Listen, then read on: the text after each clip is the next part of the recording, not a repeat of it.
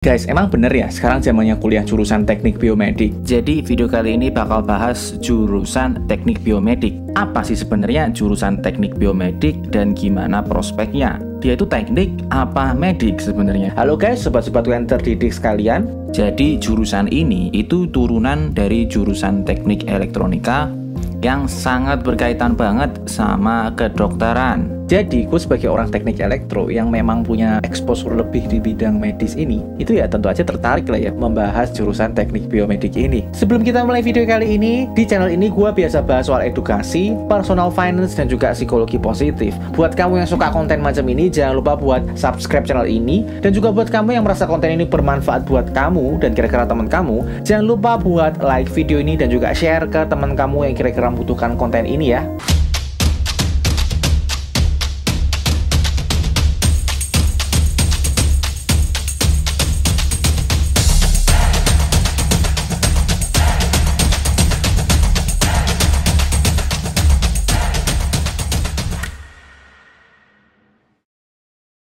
Oke, jadi pasti kalian bertanya-tanya sebenarnya teknik biomedik ini belajar apa sih? Jadi singkat kata, teknik biomedik itu gabungan ilmu teknik sama ilmu kedokteran. Dan lulusannya itu punya prospek jadi medical engineer atau clinical engineer yang mereka itu fungsinya membuat alat-alat medis. Alat-alat medis itu yang membantu dunia medik. Misalnya nih, mesin pengukur detak jantung, MRI, PET atau CT scan, sampai mesin ronsen atau X-ray. Nah, kalau kita ngomong masalah penjurusan di bidang teknik biomedik ini, itu sebenarnya tuh ada banyak. Memang untuk yang paling terkenal itu tentu aja yang pertama adalah instrumentasi medis. Ya, intinya ini elektromedis itu tadi kan. Jadi dia membuat alat untuk keperluan medis. Tapi sebenarnya ada banyak untuk subjurusan biomedik selanjutnya. Yang pertama ada biomaterial. Itu mereka membuat material untuk kegunaan biomedik tentu aja ya. Terus ada biomolekular tadi, itu juga termasuk lingkup teknik biomedik, biarpun ada hubungannya dengan biologi juga. Kemudian ada genetic engineering, ini biasa dikenal dengan CRISPR. Terus yang terakhir ada bioinformatika. Jadi ini ya informatika tapi urusannya dengan hal-hal yang sifatnya biologis atau biomedis. Nah, secara umum mereka juga bekerja, yang pertama tentu aja menjadi biomedic engineer yang bekerja untuk mendesain peralatan. Terus yang kedua bisa aja menjadi clinical engineer yang mereka bekerja di rumah sakit. Secara operasional mereka standby di rumah sakit. Kalau udah jelas nih masalah teknik biomedik ini belajar apa, umumnya itu mereka jadi apa, tentu aja kita akan membahas ke topik yang lebih menarik ya. Kalau pertama ini tentu aja masalah gaji. Jadi yang pertama adalah gaji per posisi atau per jurusan. Terus yang kedua itu adalah gaji rata-rata se-Indonesia ini untuk lulusan teknik biomedik ini. Jadi kalau kita ngomong gaji ini gue harus kasih tahu dulu, karena kebanyakan di Indonesia ini adalah biomedical engineer itu lebih ke instrumentasi medis. Jadi untuk gaji ini dari yang paling awal itu untuk yang bener-bener lulusan baru.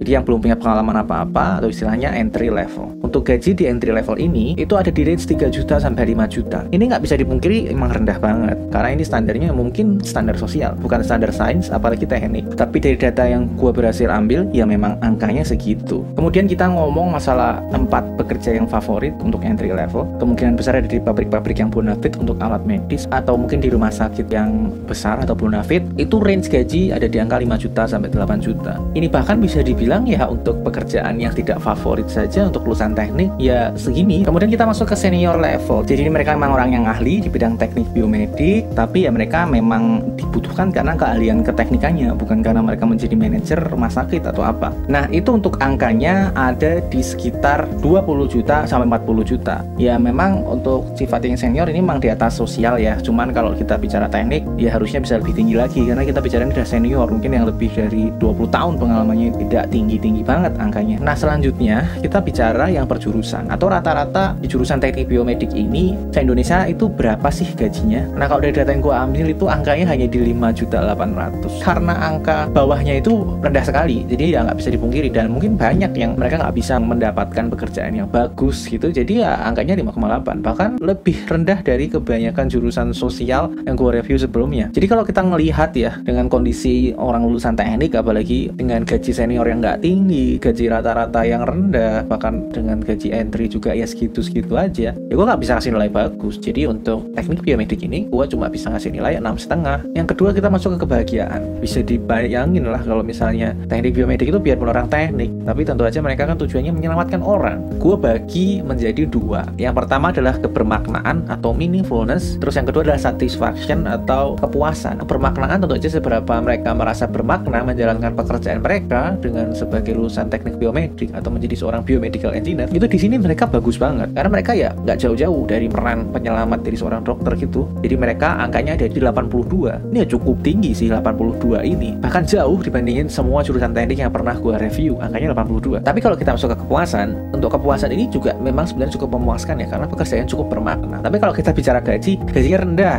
Jadi untuk nilai kepuasannya memang nggak bisa tinggi-tinggi banget, jadi angkanya di 69. Nah kalau gajinya rendah itu ya gimana kan? Nggak bisa bener-bener puas gitu dengan bekerja. Kalau kita melihat ya memang ada domplang sih dari kepuasan dan kebermaknaan. Tentu aja kemungkinan besar karena gaji. Cuman kalau kita ngelihat rata-rata atas sebenarnya ini ya cukup bagus juga. Ya kalau kita bandingkan dengan psikolog atau dokter bedah yang gajinya besar dan bahagia, itu akan jauh ya. Cuman ya cukup bagus untuk angka kebahagiaan ini. Jadi rata-rata atasnya untuk jurusan teknik biomedik ini gue bisa kasih nilai angka 8. Kemudian kalau kita udah bicara nih tadi gajinya berapa, terus seberapa bahagia kerjanya, itu kan semua percuma ya kalau akhirnya nggak bekerja. Jadi kita masuk ke penyerapan jurusan teknik biomedik ini. Jadi untuk masalah penyerapan kita mulai dulu dari prospek kedepannya. Pertumbuhannya untuk biomedical engineer atau lulusan teknik biomedik ini itu gimana? Yang nggak bisa dibilang lambat tapi ya rata-rata lah. Dia angkanya di 6%, jadi agak sedang untuk pertumbuhan tahunannya itu. Ya memang kelihatannya lulusan kedokteran kebutuhannya naik. Padahal sebenarnya ya biasa aja. Teknik biomedik juga ya memang dibutuhkan naik, tapi ya biasa aja.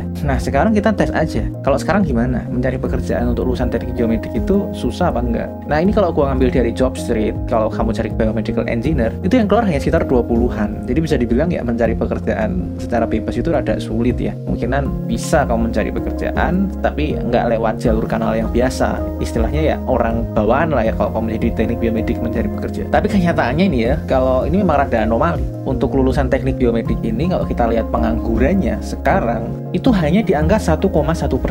Jadi 1,1% untuk pengangguran itu luar biasa rendah, hanya 1,1%.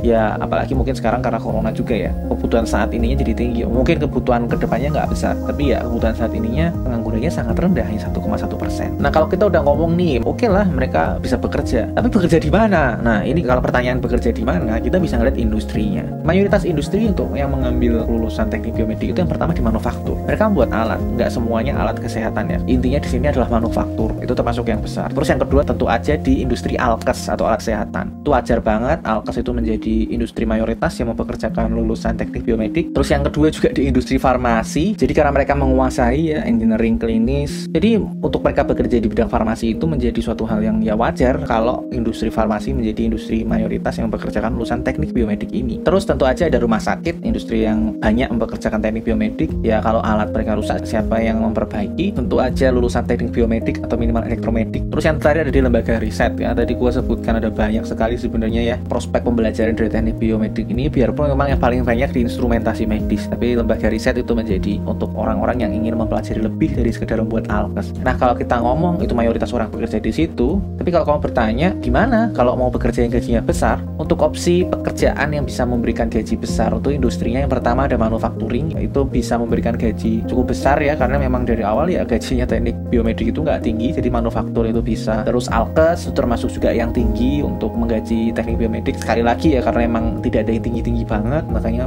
alkes dan manufaktur termasuk yang tertinggi. Tapi yang terakhir ada juga yang cukup menarik, yaitu di bidang teknologi atau health technology tepatnya ya, itu bisa mereka bekerja di situ, dan situ memang lebih memiliki kemungkinan gaji lebih tinggi daripada dua industri yang udah gue sebutin tadi. Nah kalau kita ngomong nih seberapa mudah diserap, memang sih nggak bisa gue kasih nilai yang sempurna karena mencari pekerjaannya harus melalui kanal-kanal tertentu. Tapi kalau kita lihat penganggurannya sangat rendah, mungkin karena COVID juga, dan juga mereka ternyata itu bisa masuk ke bidang teknologi bahkan, dan ya untuk menganggur menjadi lulusan teknik biomedik itu memang tidak wajar ya untuk saat ini terutama. Ya gue nggak bisa kasih nilai jelek, biarpun memang gajinya nggak bagus, tapi kan ini kita bicara masalah penyerapan ya. Jadi gue kasih nilai untuk lulusan teknik biomedik ini untuk bicara penyerapannya ada di angka 8,5. Kemudian kita mulai masuk ke kemudahan. Kemudahan itu apa? Yang pertama kemudahan untuk kamu masuk sampai lulus dari jurusan teknik biomedik ini. Terus yang kedua adalah seberapa mudah kamu menggunakan skill yang kamu ambil sama kuliah di dunia nyata. Kalau yang masalah perkuliahan, ya kita nggak bisa mungkiri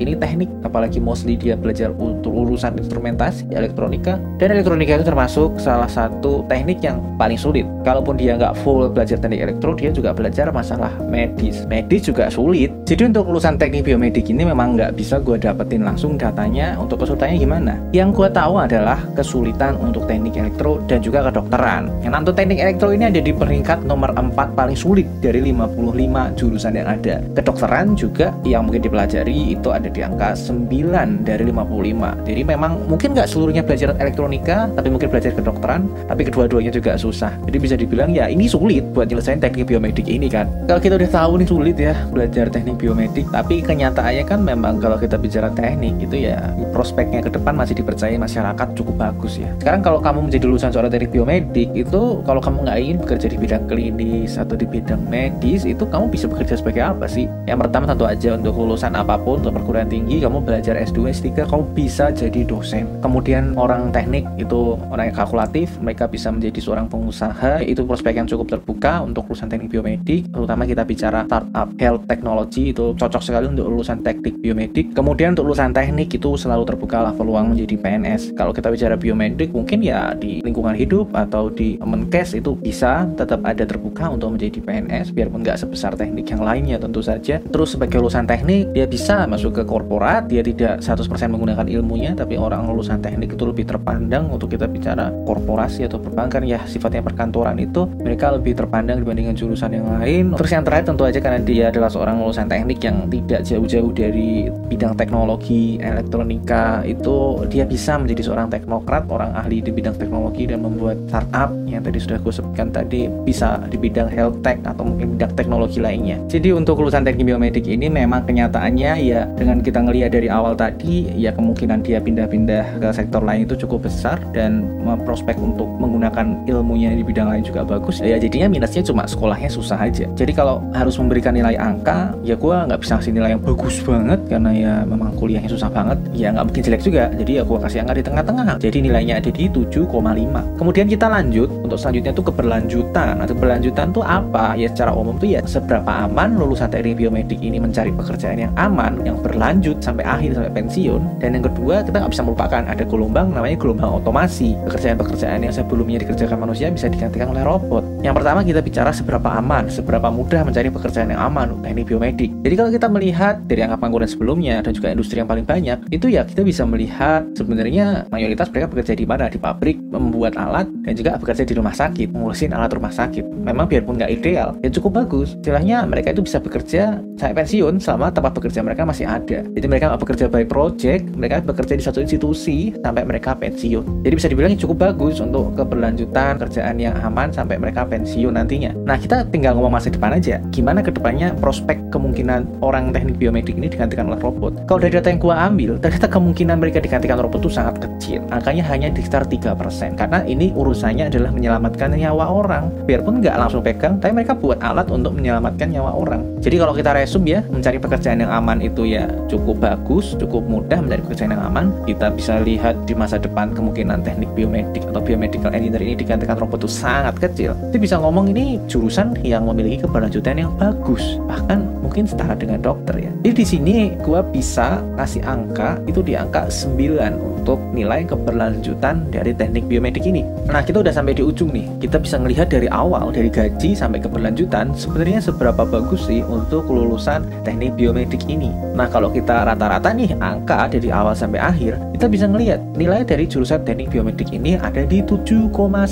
Jadi kenyataannya memang begitu ya, teknik biomedik itu punya nilai yang cukup tinggi. Memang kenyataannya jurusan ini nggak bagus untuk kalian yang pengen cari gaji besar karena nilai gajinya itu cukup rendah. Tapi mungkin dengan skill set yang diberikan selama kuliah, kamu bisa aja loh kamu mencari pekerjaan lain yang memang nggak sesuai dengan karir path teknik biomedik, tapi membutuhkan skill dari seorang lulusan teknik biomedik itu. Jadi ya bisa dibilang ini jurusan yang cukup lah, biarpun kenyataannya banyak jurusan yang lebih bagus, cukup baik lah angka 7,9 untuk jurusan teknik biomedik ini. Jadi kurang lebih itu review dari gua. Kalau masih ada pertanyaan, jangan sungkan buat tulis aja di komentar. Buat kalian yang merasa video ini cocok buat kalian, jangan lupa buat like dan juga share video ini. Jangan lupa juga buat subscribe channelnya. Buat kalian yang merasa video ini mungkin nggak cocok buat kalian atau merasa ofensif buat kalian, ya dislike aja, nggak apa-apa. Gue ucapin terima kasih banyak buat kalian yang udah nonton video ini sampai akhir. Dan see you in the next video. Bye-bye.